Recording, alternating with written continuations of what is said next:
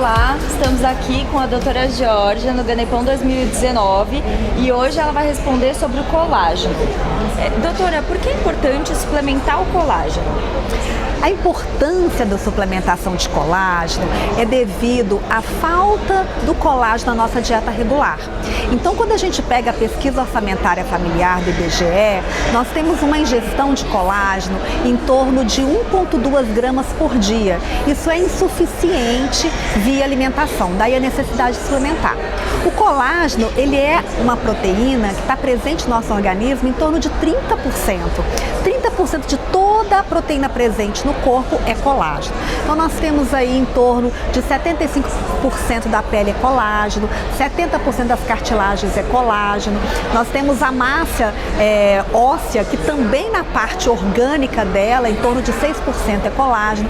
Então todos esses tecidos, né, a própria pele também 70 a 75% é colágeno. Todos os tecidos, dependendo aí do nosso estilo de vida, nós temos uma perda desse colágeno pelo estresse oxidativo, né? E para haver essa reposição é necessária a suplementação com colágeno. Então vai depender da quantidade, a quantidade a ser suplementada vai depender do tecido de interesse, né? Então nós temos aí estudos na literatura científica que demonstram que 10 gramas de colágeno é interessante para o tecido cartilaginoso.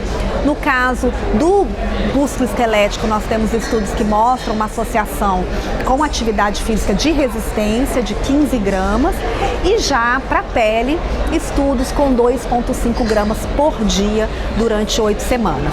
Então vai depender dessas quantidades e do tecido de interesse para que a gente faça a adequada suplementação. Doutora, todo tipo de colágeno é igual? Não, Nicole, muito obrigada pela pergunta. Na verdade, eu sempre escuto, né, essa pergunta nas minhas aulas. Nós temos aí o colágeno hidrolisado ou peptídeo de colágeno, que é igual, que é nada mais do que o colágeno que é obtido da pele de bovino e suíno através de uma hidrólise ácida e enzimática. Há uma quebra aleatória e é formado aí os peptídeos de colágeno ou colágeno hidrolisado. Agora nós temos os peptídeos bioativos de colágeno, que são produtos obtidos através de enzimas com hidrólise específica da cadeia peptídica, identificando bioatividade desses peptídeos em tecidos-alvo, em tecidos que são naturalmente ricos em colágeno, como por exemplo a pele, a cartilagem, o músculo esquelético ou mesmo a massa óssea, que na sua parte orgânica nós temos 6% de colágeno. Então nós temos o colágeno hidrolisado ou peptídeo de colágeno e nós temos o peptídeos bioativos de colágeno, que são aqueles com a bioatividade reconhecida. Agora, um terceiro tipo seriam os colágenos tipo 2, que são obtidos das cartilagens ou aqueles tecidos que têm a cartilagem para obtenção, extração, que ocorre geralmente a frio e aí é seco, sem a necessidade de uma hidrólise, né? Então, esses são geralmente obtidos de externo de frango. Então, nós temos, de acordo com os tecidos dos mamíferos e também do nosso organismo endógeno, nós temos tipos de colágeno de acordo com a sua distribuição no corpo e de acordo com a sua função.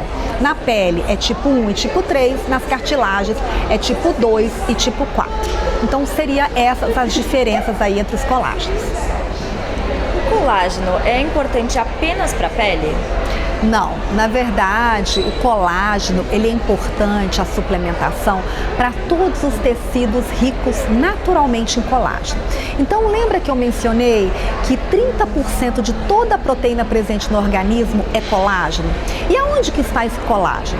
Nós temos nos tendões e ligamentos, 85% é colágeno, cartilagem 70%, na pele 75%, na fáscia do músculo esquelético também nós temos colágeno, nos vasos sanguíneos. Então nós temos colágeno com a função no nosso organismo de dar flexibilidade, elasticidade, resistência em todos esses tecidos e também em tecidos aí que são naturalmente ricos em colágeno.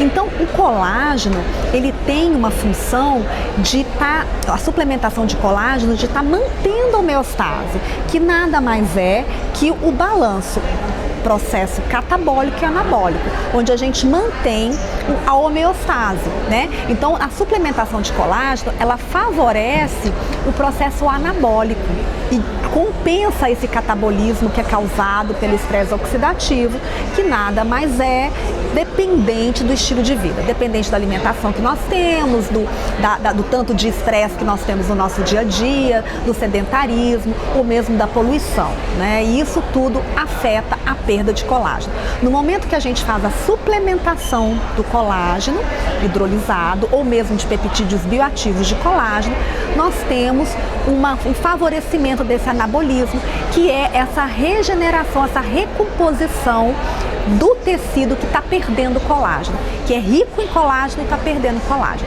Então é para isso que ocorre a suplementação, que é essa recomposição, esse favorecimento anabólico do colágeno endógeno. Doutora, a forma de apresentação do colágeno, sendo em pó, shakes, em cápsulas, tem alguma influência em como ele funciona? Então, é importante a gente diferenciar, né, a forma de apresentação da quantidade que é suplementada. Então, é importante a gente suplementar na dosagem adequada. Se a gente está falando de colágeno hidrolisado ou peptídeos de colágeno, geralmente aí a quantidade é 10 gramas, podendo ter uma ação em todo o organismo, né? Em todos os tecidos que são ricos naturalmente em colágeno. Agora, se nós estamos falando de peptídeo bioativo de colágeno, para cada tecido a gente tem uma recomendação. Então, nós temos aquele para a pele, que é 2,5 gramas por 8 semanas, né? Nós temos para o músculo esquelético, que é 15 gramas associado à atividade de resistência, 15 gramas por 3 meses. Se é para as articulações, são 10 gramas por 6 a 12 meses, né? E nós temos também para os tendões e ligamentos, que são 5 gramas, ou mesmo para os ossos, para a massa óssea, que também são 5 gramas, né? Em torno aí de 6 meses a 1 ano. Então, essa quantidade para os peptídeos bioativos, a gente identifica na literatura estudos que demonstram a relação de quantidade e dosagem ingerida versus eficácia. Agora, quando a gente está falando de colágeno hidrolisado ou peptídeo de colágeno, nós podemos ter uma média aí de ingestão de 10 gramas. Não havendo nenhuma preocupação, porque nós não estamos falando de um medicamento. Nós estamos falando de um suplemento alimentar, é um alimento. Então é uma ingesta de proteína, uma ingestão de proteína. Isso deve ser revisto aí pelo profissional de saúde, nutricionista ou médico, quanto que é a ingestão de proteína via alimentação, e fazer aí uma compensação dessas 10, 5 ou 2,5 ou 15 gramas de colágeno proveniente da suplementação, para que não passe a ingestão diária recomendada. Dentro do conceito de suplemento alimentar, nós estamos falando de proteína. Mesmo ela não sendo uma proteína completa, nós temos que considerar isso dentro do balanço nitrogenado desse paciente. O que precisa observar no rótulo antes de comprar um colágeno? Então, Nicole, é importante observar a teor proteico. Então, na tabela nutricional, esse colágeno, né, vai entrar aí nos produtos, nas formas farmacêuticas estabelecidos pela Anvisa como suplemento alimentar. Então, uma forma farmacêutica, ele pode ser um pó, ele pode ser um gel, ele pode ser um líquido, tudo isso é considerado formas farmacêuticas que não interferem na absorção do colágeno. Então, é importante, assim, você pode misturar no arroz, no feijão, num suco, né, numa vitamina. Isso não há interferência, porque a gente está falando de peptídeos, moléculas muito pequenas, né, na faixa de 2 a 5 quilodaltons de peso molecular, de massa molecular média, uma absorção muito facilitada aí, né, uma absorção aí, uma biodisponibilidade de 99%. Então, é importante a gente considerar isso na hora de escolher, de olhar um rótulo. Qual é o teor de proteína? Eu estou condizente àquela recomendação?